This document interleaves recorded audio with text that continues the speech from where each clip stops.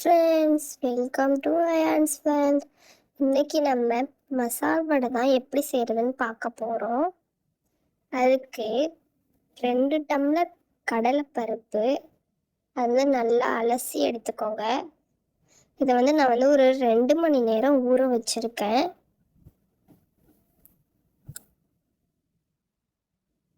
ரெண்டு மணி நேரம் நல்லா ஊறட்டும். இப்போ அதை மிக்ஸி ஜாரில் சேர்த்து அரைச்சிக்கலாம். கொரகொரப்பாக அரைச்சிக்கோங்க, ரொம்ப நைஸாக அரைச்சிடாதீங்க.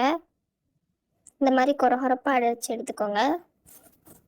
ஒரு பெரிய வெங்காயத்தை இந்த மாதிரி பொடிசாக கட் பண்ணி சேர்த்துக்கோங்க. அது கூடவே கொத்தமல்லி, புதினா ரெண்டையும் பொடிசாக கட் பண்ணி சேர்த்துக்கலாம். நீங்கள் கருவேப்பிலை, பச்சை மிளகாயெல்லாம் சேர்த்துக்கோங்க.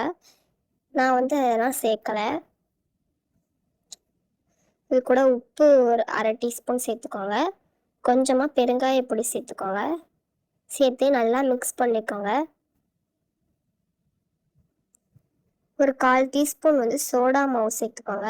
சோடா உப்பு சொல்லுவோம் இல்லையா, பேக்கிங் சோடா, அது கொஞ்சம் சேர்த்துக்கோங்க.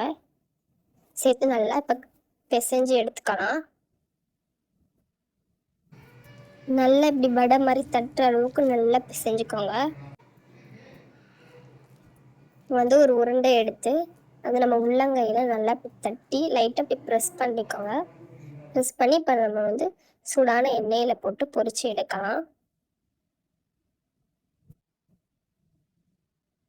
ஒரு சைடு பொரிஞ்சிருச்சு, நான் ஒரு சைடு திருப்பி போட்டுக்கிறேன்.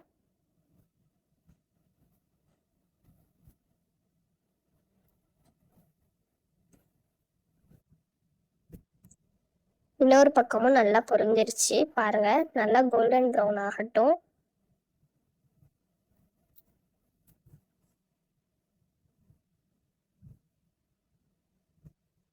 நல்லா கோல்டன் ப்ரௌன் ஆயிடுச்சு.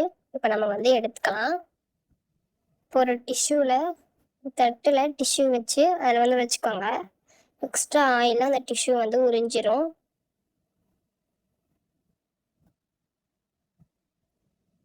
அவ்வளோதான், நம்மளுடைய சூடான மசால் வடை ரெடி ஆயிடுச்சு.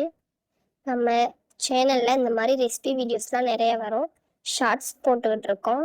உங்களுக்கு என்ன ரெசிபி வேணும்னு மறக்காமல் கமெண்ட் பண்ணுங்கள். கண்டிப்பாக நான் அந்த ரெசிபியை ட்ரை பண்ணி உங்களுக்கு வீடியோ போடுறேன்.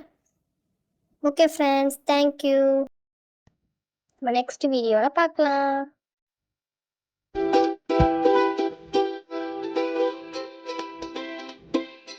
Audio Jungle.